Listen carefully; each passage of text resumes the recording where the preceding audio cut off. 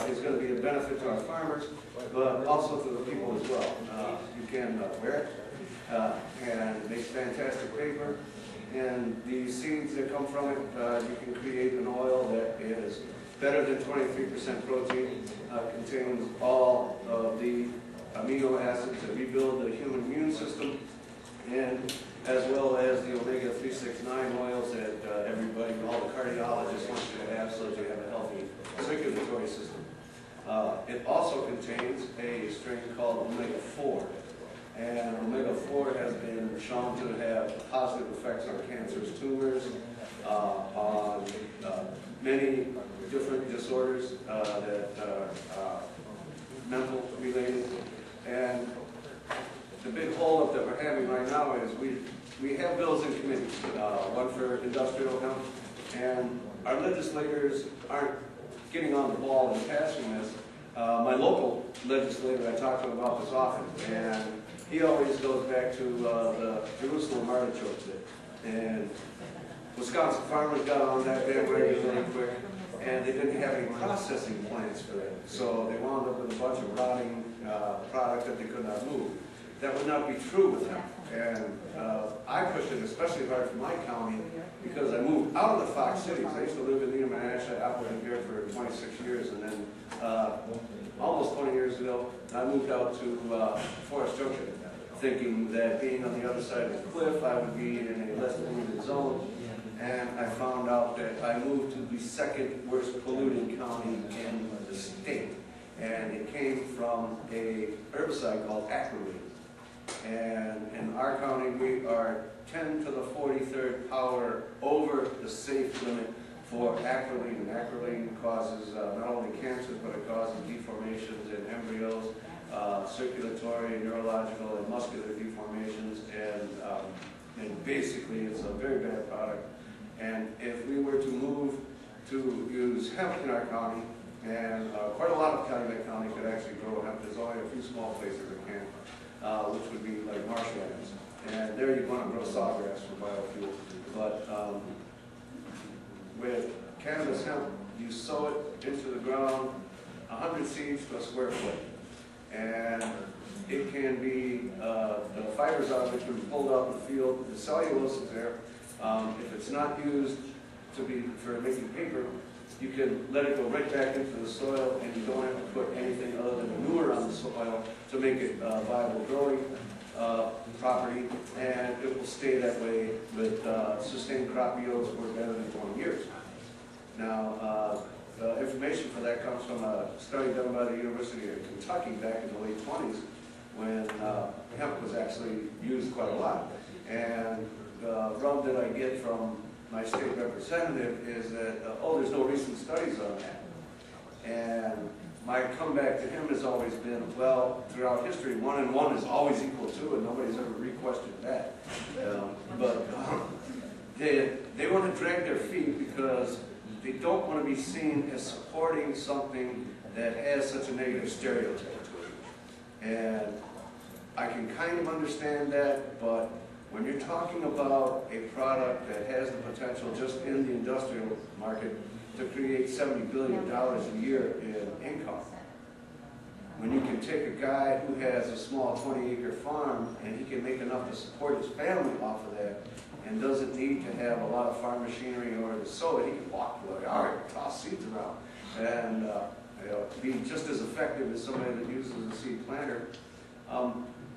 You have the ability for people to actually make money and have a good living without having to worry about maintaining large machinery operations. The biggest problem with the Jerusalem artichoke was they had no processing plants. Here in Wisconsin, Appleton Papers, being one of them, has said that if we could supply them with 10 tons a day worth of cellulose to make pulp out of, that they'd be glad to convert, and they can convert to making hemp paper in as little as 3 weeks. We can get Tony on board with that and make them stop making pulp out of wood and get that wonderful smell that comes out of the air from them, get rid of that. And while we're waiting on these plants to be built, which would constitute, to my mind, a tremendous jobs program, because cracking plants, which is what they're typically called, when you're using the cellulose to create pulp for paper and strip the fibers from the plant. While those jobs are being created, and everything from scientists to day laborers to construction workers to the folks that own the shops out on Main Street that would be selling clothing. And clothing, as I said, you can make anything from workwear to the finest of wedding dresses. Some of the finest lace in the world is made from Irish hemp. And the same thing can be done here. And while we are waiting on these plants to be built, which need to be built within 50 miles of the growing fields, that means we'd have widespread plants being built across the state of Wisconsin. But the farmers are also going to be able to make money by not having to dump tons of fertilizer on the field, not having to dump tons of herbicide on the field, because hemp has a very dense root base and it cancels out a lot of plants that would ordinarily grow in there. But you can strip the cordage from the plant in the field, put the cellulose back into the field, and it will re-energize it with the nitrogen, so that no longer has to be put in, saving farmers tons of money, depending on the size of their farm, and the seed products that come from it. The oil that you get from the seeds, as I've said, is high in omega-3, 6, 9, and 4, and it's also 23% protein. An oil made from this, I know a gentleman down in Berlin that he was diagnosed with colon cancer, as well as being moderately obese. He was 60-some pounds overweight. And what he started doing was making his own oil from his own plants that he grew. And after a year of drinking a cup of this oil every day, he shed better than 60 pounds, got his LDL cholesterol levels and his triglyceride levels down to that of a young child that hasn't had a lifetime full of clogged arteries from eating bad food. And he was able to not only shed that weight, but his neuromuscular ailment, which, if I memory serves me correct, was fibromyalgia, he reached down and grabbed the back of his heel and pulled it up to his hip and stood there. I couldn't do that when I could walk. And I was amazed, and what really amazed me about it was the man was 71 and he looked like he was 51. And I was 55, and I think I look like I was 70. But the seeds you can also grow into sprouts. And put them on sandwiches, put them in salads, the same thing. And what you wind up doing is making the benefits that are in that seed 20 times greater, so just because you sprouted it out. And a diet on that, you're not only going to be able to lose weight safely, but you're going to be able to give yourself a superfood that not only cleans out your arteries, cleans out the triglycerides in your system, but you're going to be giving yourself something that's got a better protein content than a steak. And most of us that have been in the vegetarian world for a while know that red meat sits inside your system for a long, long time. And getting people off of the red meat diet and onto one that's high in hemp seed products, especially the sprouts, we're going to wind up creating a healthier society, because any person that didn't fall asleep through 8th grade science class will be able to tell you that when you have an immune system that's functioning at nearly peak proficiency, you don't need a doctor. You're not going to get sick. You're not going to get these seasonal flus that comes by. You're not going to be plagued with all these little ailments that people get, because you're going to have an immune system that fights off this stuff.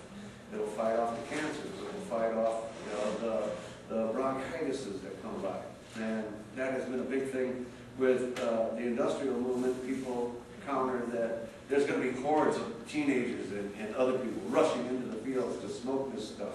And you'd have to smoke 1/4 of an acre of industrial hemp to even catch anything more than a headache. And your chances of getting bronchitis are a lot better than it is in catching a buzz off of this stuff. So, that kind of canned that argument, but the mystique, a misgiven mystique to marijuana has been that it's going to make you go crazy, it's going to cause people to act in ways that we wouldn't consider proper, and the fact of the matter is, it's the exact opposite of that. The people that use hemp tend